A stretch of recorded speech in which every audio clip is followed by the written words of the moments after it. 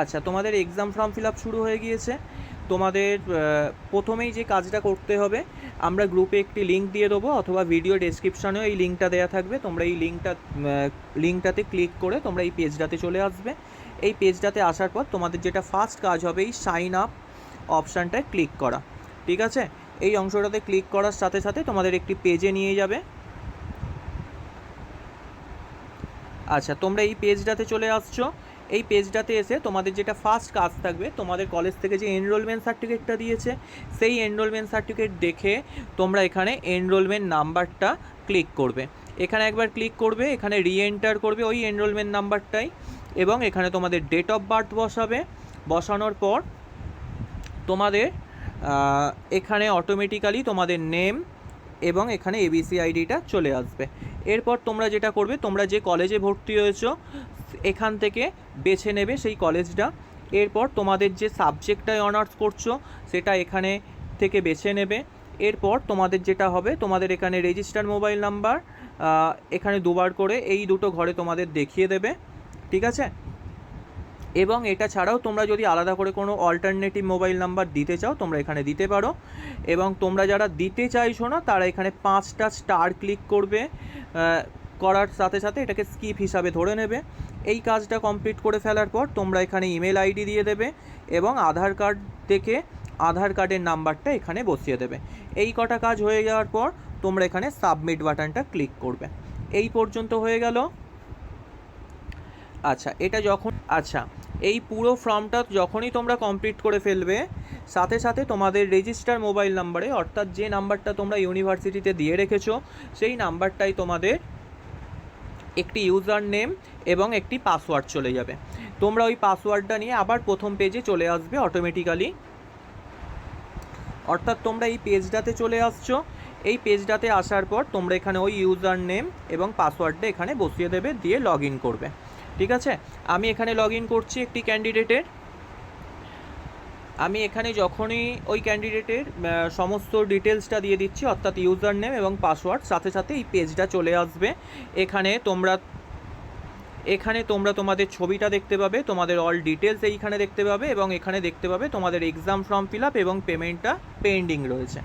তোমাদের এইগুলো খুব একটা প্রয়োজন নয়, তোমরা তোমাদের ডিটেলসগুলো একবার চেক করে নেবে। এই পর্যন্ত করার পর তোমরা এই বক্সটাতে ক্লিক করবে, সবুজ রঙের এই বাক্সটা তোমরা ক্লিক করবে। ঠিক আছে, ক্লিক করার সাথে সাথেই দেখতেই পাচ্ছ এখানে তোমাদের সমস্ত ডিটেলস দিয়ে দিয়েছে, তোমাদের কোন সাবজেক্টগুলো কি রয়েছে এই সমস্ত কিছু তোমরা দেখতে পাবে এখানে। ঠিক আছে, এবং তোমরা যেটা করবে, তোমাদের ওপর থেকে সমস্ত ডিটেলসগুলো চেক করে নেওয়ার পর তোমরা এই বক্সটাতে ক্লিক করবে। ঠিক আছে, এখানে এই যে বক্সটা দেখতে পাচ্ছ এই বক্সটাতে তোমরা ক্লিক করবে। করার সাথে সাথেই এখানে সব কটা বাটন একসাথে ক্লিক হয়ে যাবে। অর্থাৎ তোমাদের ফার্স্ট ইয়ারের যাদের রয়েছে তারা 8টা পেপার, সেকেন্ড ইয়ারের 10টা এবং থার্ড ইয়ারের 8টা পেপার তোমাদের এখানে একসাথে ক্লিক হয়ে যাচ্ছে। ক্লিক করার পর তোমরা এখানে সাবমিট বাটনে ক্লিক করবে। দেখো আমি এখানে ক্লিক করলাম।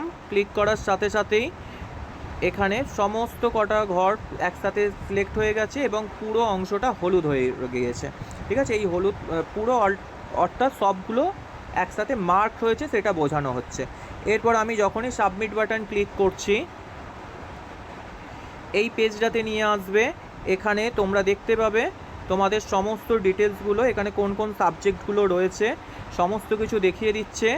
এর পাশাপাশি যে তোমাদের কত টাকা পেমেন্ট করতে হচ্ছে, এই যে এখানে দেখে নাও।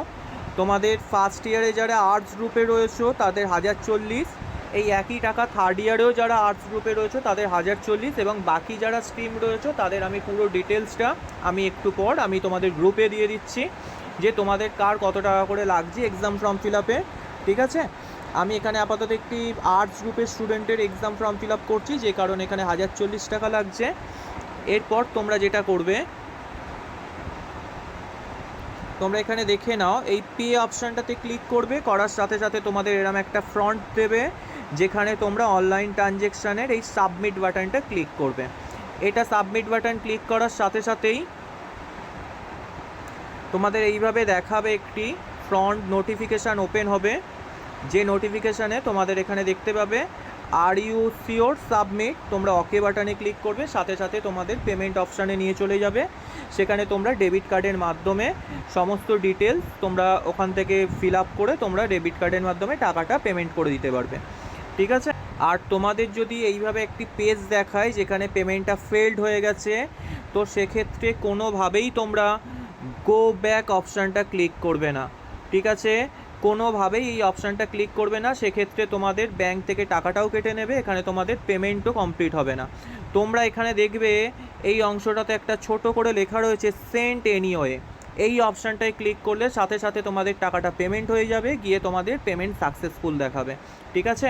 এই কথাটা কিন্তু তোমরা মাথায় রাখবে, এটা অনেকের সাথেই হতে পারে।